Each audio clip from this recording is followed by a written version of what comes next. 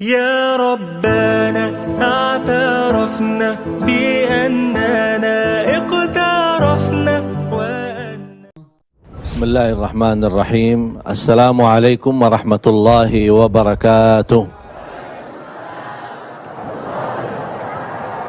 الحمد لله رب العالمين. اللهم صل على سيدنا محمد وعلى آل سيدنا محمد وسلم تسليما كثيرا. سبحانك لا علم لنا إلا ما علمتنا إنك أنت العليم الحكيم.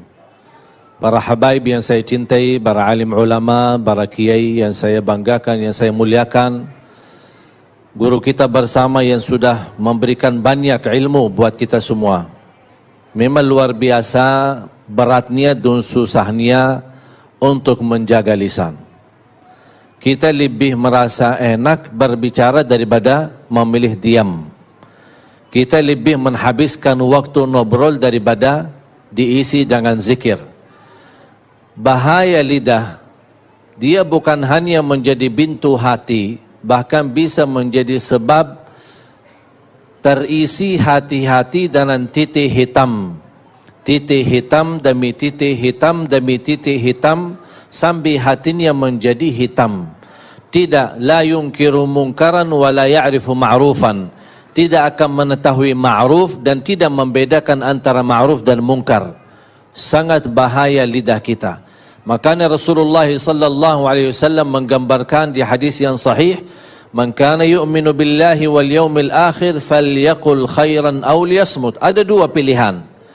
Kalau Anda beriman kepada Allah dan hari akhirat, berkatalah yang baik atau diam. Berarti menurut saya, apalagi di masa sekarang, jauh lebih baik memilih diam daripada berbicara. Idza kana al-kalamu min fiddah fas-sukutu min dhahab. Kalau berbicara itu dinilai seperti nilai perak, tapi jauh lebih mahal berdiam karena nilainya seperti emas. Karena sangat membahayakan, bukan bisa menyakiti perasaan orang lain, bukan bisa membahayakan hati kita, bahkan bisa membawa kita masuk neraka. Rubba kalimatin yaquluha qail la yulqi laha balan min sakhatillah tahwi bihi fin nari 70 kharifa. Bisa saja seorang berbicara, tapi dia tidak menilai dan memperhatikan perbicaraannya, mendapatkan kemurkaan Allah gara-gara perbicaraannya itu, dan masuk neraka 70 tahun. Satu kata bisa membawa kita masuk neraka. Bagaimana kalau kita dari pagi sampai malam suka menjelekkan orang, menghina orang, gosip orang, fitnah orang, apalagi orang yang dibicarakan itu adalah ulama. Hati-hati. Ulama adalah pewaris para nabi. Kalau ada ulama yang bersalah, kita punya sikap dan kewajiban menutupi kesalahannya. Kalau tidak bisa membela, paling tidak menutupi aibnya.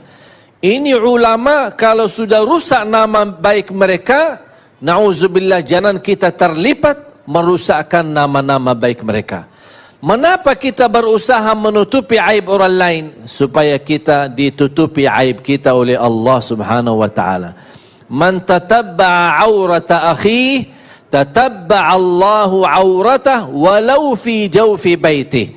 Barang siapa yang suka mengikuti aibnya orang, akan Allah membuka aibnya walaupun di dalam rumahnya sendiri.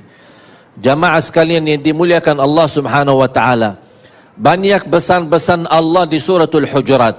Saya nasihatkan Anda semua kalau nanti pulang, buka Al-Quran suratul Hujurat. Banyak nasihat-nasihat, moral-moral, akhlak-akhlak untuk mendidik kita kalau kita bisa belajar dan kita praktik. Allah subhanahu wa ta'ala berfirman, A'udzu billahi minasy syaithanir rajim. يا أيها الذين آمنوا إن جاءكم فاسق بنبأ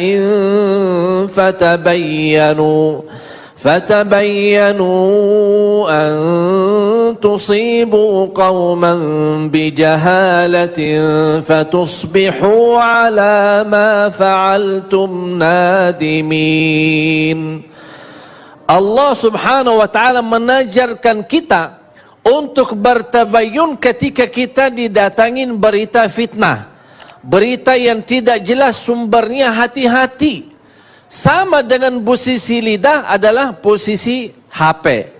Ketika kita menerima sebuah berita dan mudah kita sudah membaca, tidak tahu sumber berita apakah benar atau tidak, langsung kita copy terus dipas dan dikirim. Itu yang saya sebut dosa jariah.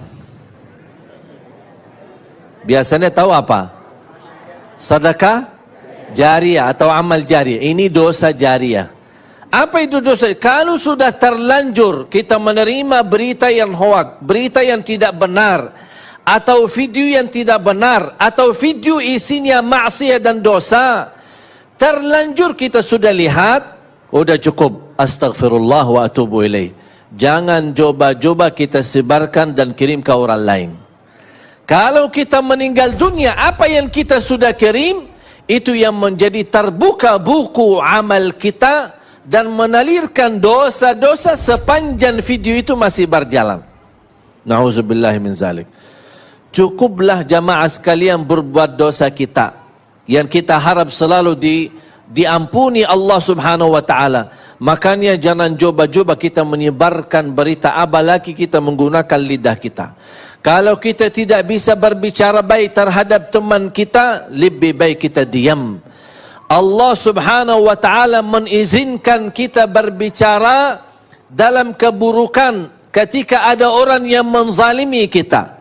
Contoh, kalau ada orang menzalimi kita dan persoalan kita sudah masuk sebagai kasus sampai ke mahkamah, di sidang, dipanggil, pasti ditanya dalam kasusnya terhadap si orang yang menzalimi, ambil harta kita, ambil hak kita, atau menzalimi kita. Pasti ditanya oleh hakim, bagaimana posisinya? Apakah saya boleh enggak bicara keburukan orang tersebut? Karena dia di dalam posisi menzalimi saya. Atau saya diam ketika ditanya oleh hakim, oh maaf pak, saya enggak berani ngomong karena saya takut dosa. Terus gimana mau diselesaikan masalahnya di mahkamah, di depan hakim? Allah di hal ini mengizinkan. La yuhibbullahul jahra bis-su'i minal qawli illa man zulim. Allah tidak suka orang-orang yang berbicara buruk terhadap orang lain, kecuali orang-orang yang pernah dizalimi. Kalau ada orang menzalimi kita, orang-orang menyakiti kita, kita berhak membela, kita berhak berbicara, tapi tidak boleh berlebihan. Artinya ketika kita ingin membalas, ingin menyampaikan, ingin menolong hajat-hajat kita kepada hakim atau kepada orang-orang yang bisa membantu kita, tidak boleh menjadi di posisi dizalimi, menjadi orang yang menzalimi. Makanya kata ulama, lebih baik kita tidur dalam keadaan dizalimi daripada tidur dalam keadaan menzalimi. Lebih baik kita dihina, kita dicaci maki, kita difitnah, tapi saya berusaha menjaga lidah. Termasuk amal kebaikan, bukan hanya membawa keburukan, kebaikan-kebaikan, amalan-amalan salih yang kita lakukan, gara-gara lidah bisa menjadi hanus amal kebaikan kita. Bisa sia-sia amal-amal kebaikan kita. Kalau Allah sudah menanugerahkan kita beramal salih dan tidak ada yang tahu, jangan menjadi kebiasaan suka mencerita kebaikanmu saat anda melakukan kebaikan itu sendiri. Contoh, suka tahajud? Langsung jawab suka. Besok pagi kita ketemu teman pas di kerja.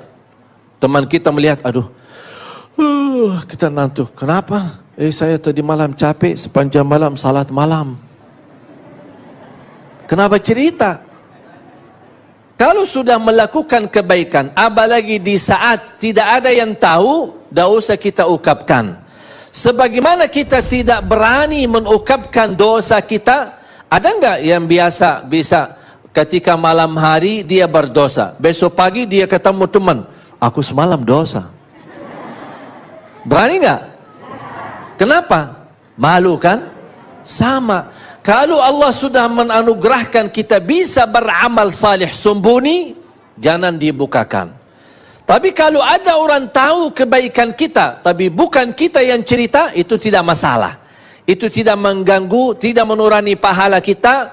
Walaupun orang puji kebaikan kita, kita tidak pernah punya keimpian orang memuji kebaikan kita. Tapi seandainya kalau ada yang memuji kebaikan kita, itu bukan sesuatu yang kita harapkan, tapi ini sebuah anugerah dari Allah. Sebagaimana bersabda Rasulullah, tilka ajilu busyral mu'min.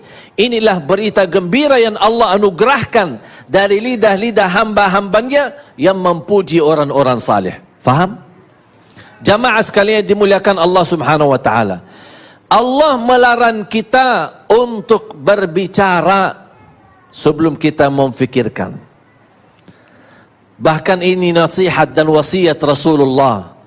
Bahkan itu wasiat Sayyidina Ali bin Abi Talib radhiyallahu an, "Fakkir fima taqul, fa in kana khairan faqul, wa illa faskut." Berfikirlah sebelum berbicara. Kalau itu baik, lanjutkan. Kalau tidak baik, lebih baik diam. Sebagaimana bahaya lidah, bisa satu keburukan yang kita ucapkan membawa kita masuk neraka 70 tahun. Tapi alhamdulillah sebaliknya, Allah memberikan dengan lidah yang ringan untuk bisa berzikir, amalan ibadah yang paling ringan, tapi di sisi Allah pahalanya paling besar. Amalan zikir hanya tugas lidah, gerakan lidah, tidak perlu wudu, tidak harus menghadapi kiblat, berdiri, duduk atau berbaring, dimanapun kita berada, biarpun ibu-ibu lagi halangan, masih bisa gunakan lidahnya untuk berzikir kepada Allah. Amalan ringan, mudah dibaca, mudah diingat, mudah dihafal, mudah diucapkan, tapi pahalanya sangat besar. Contoh sederhana, subhanallah wa bihamdi, subhanallahil azim. Dua kalimat, ringan di atas lisan, berat di atas timbangan, dicintai Allah, subhanallah wa bihamdi, subhanallahil azim. Makanya kita berusaha daripada isi yang buruk dan lidah kita, kita selalu kesibukan untuk mengisi zikir supaya terhindar hati kita dari hal-hal yang membahayakan iman kita.